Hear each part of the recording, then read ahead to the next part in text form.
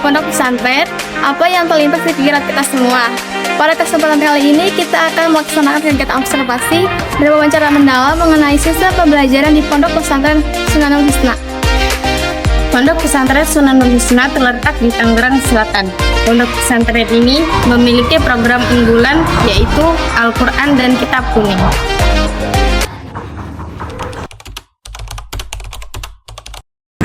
Terima kasih kata-kata PTIQ ya, PTIQ yang telah meluangkan waktunya untuk datang ke tempat kami. Ucapkan terima kasih banyak atas kehadirannya untuk datang ke tempat kami dan mau mengobservasi. Perkenalkan, saya Muhammad Firuzi Fadli SPD, selaku di sini penanggung jawab putra. Di sini saya ketua yayasan dua, jadi yang mohon doanya saya minta untuk kemajuan Sunanul Husna. Pertanyaan kurikulum yang dipelajari di Sunanul Husna. Kurikulum pertama yaitu dari awal dulu Sunanul Husna kurikulumnya dia tahfidzul Quran, terus berkembang. Tadinya umum pengajian kitab, umum pengajian kitab kuning seperti itu, kurikulum kitab kuning. Terus lambat laun akhirnya sekitar tahun 96 ya baru ada sekolah MTS. 96 ya Bu, 96 ada MTS. Baru kurikulum umumnya, sekolah umumnya seperti itu. Terus setelah 2003 baru diadakan kurikulum tahfidzul Quran. Adapun kitab-kitab yang dipelajari, kitab-kitab kuning, kitab salafus saleh, itu seperti kalau dasarnya dari kelas 1 ada kitab tajwid, ada kitab fikih Safinatun Najah, ada kitab imla.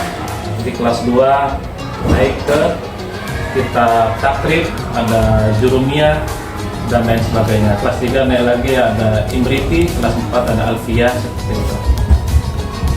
Jadi ada 3 kategori, yaitu tahfidzul Qurannya, diniyahnya, dan umumnya sekolah dari TK sampai aliyah.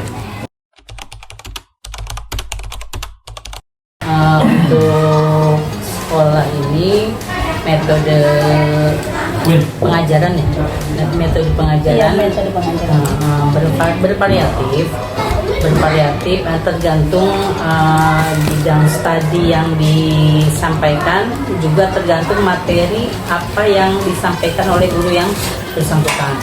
Kadang ada ceramah, itu yang metode klasik ya, yang semuanya udah paling populer.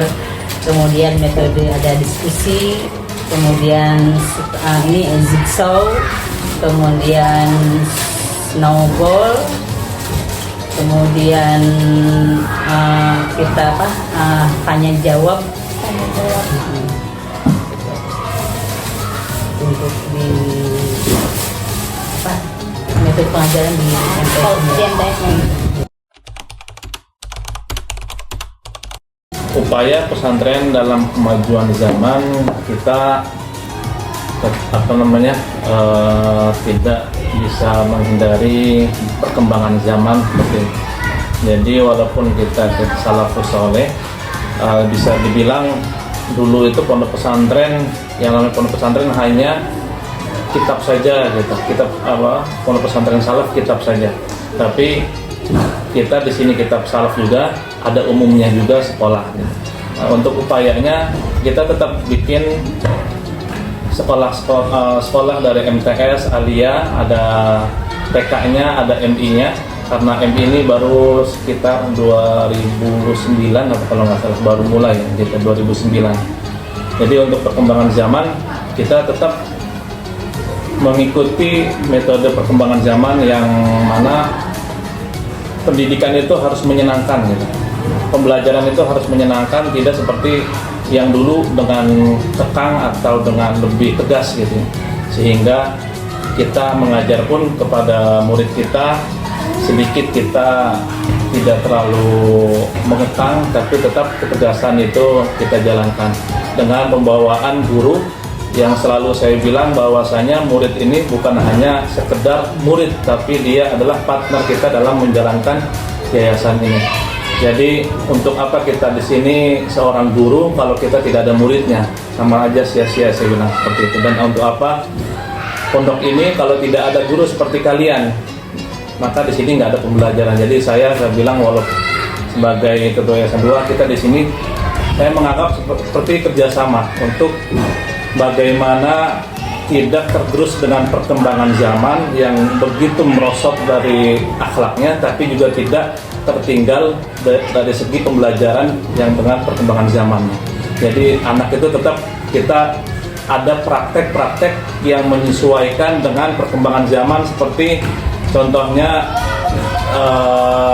tayamum yang memang dari dulu dengan debu, ataupun kita datangkan salah satu ustadz praktek tentang mayat jenazah, pemandian jenazah untuk saat ini seperti apa yang biasa dipraktekkan untuk saat ini gitu. Nah, itu sudah kita praktekkan seperti itu. Jadi tetap ada bahasanya itu fikih amali, fikih praktek seperti itu. Jadi setiap minggu sekali itu kita ada fikih amali praktek dengan sesuai perkembangan zaman. Adapun itu fikih yang ubudiyahnya, tapi kalau fikih yang muamalahnya, ustadznya itu nanti di kelas 5 itu akan dibahas tentang misalkan jual beli akad seperti apa yang bisa jadikan sah karena ada akad jual beli, bagaimana sistem jual beli online yang tidak ketemu dengan penjualnya, tapi bagaimana penjelasan dengan jual beli akad sahnya di jual beli online seperti itu. Jadi tetap pembahasannya, kitabnya tetap kitab terdahulu, cuma pembahasannya yang kita sangkut pautkan dengan zaman sekarang seperti itu. Kendala yang saya hadapi selama bertahun-tahun di pesantren Sunan Husna ini, kita tidak hanya menghadapi siswa, tapi kita juga bagaimana menghadapi orang tuanya siswa. Orang siswanya saja kita sudah tahu karakter berbeda-beda, apalagi dengan ada orang tuanya yang harus kita pahami juga yang berbeda-beda juga, dan dia latar belakang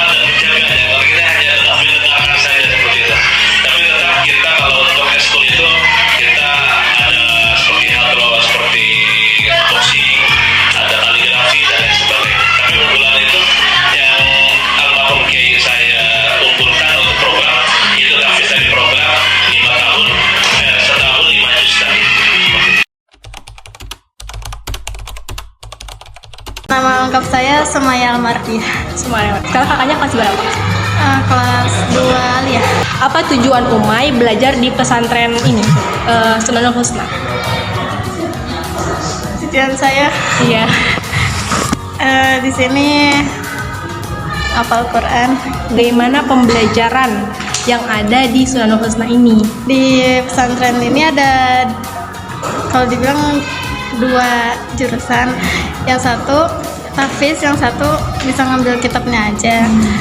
Tapi di sini saya khusus tahfiz. Ada kitabnya tapi cuma beberapa yang fikih-fikih.